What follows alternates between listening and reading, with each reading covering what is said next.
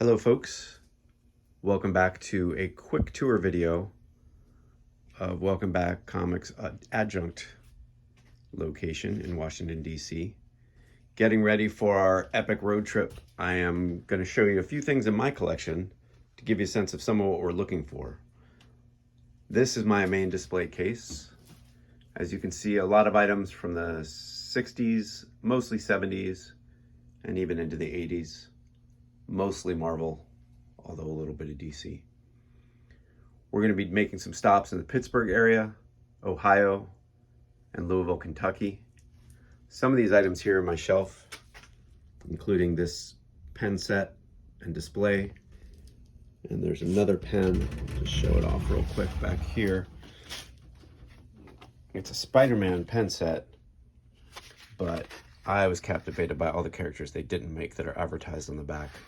All these plus a few other items in my case I actually bought at one of our stops, D&E Collectibles in the Pittsburgh area. So I'm excited to hit them up again. Obviously Marvel Legends, big part of my collecting as well. Although I've got most of what I need at this point, so I'm not expecting to pick up any Marvel Legends on this trip. And then again, some of the smalls I really like. It took me a long time to find a rotating display case to display some of my smaller items. Mini-Mates are also a big part of my collection, but again, I'm mostly caught up on those. There's some custom JLU action figures as Avengers. So with any luck in some of the places we're going to stop, we'll find some other stuff to help fill up some of these display cases. I also have a Bowen collection. Most of my Bowens are upstairs. The boxes are here. I have a few Bowens down here, but not too many.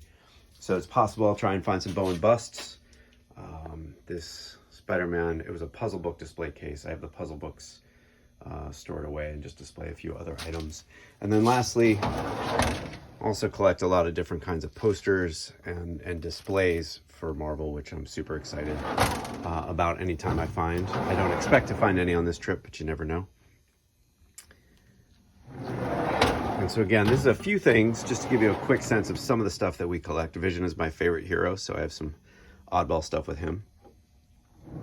Give you a little bit of sense of what we're hoping to find. This is some other posters, some a Third Eye display poster. So again, this isn't my full collection. And while I'm mostly a Marvel collector, I do have some superpower stuff.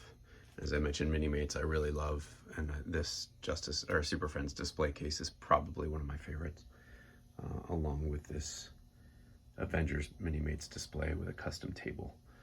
Over here we have Welcome Back Comics work area. All these boxes up here are sets that are almost completed, but not quite. And down here is all our kind of extra set stuff, so extra Age of Apocalypse, Amalgam, etc., that we expect we might need at some point for a set, but don't need yet. But all these, what is this about?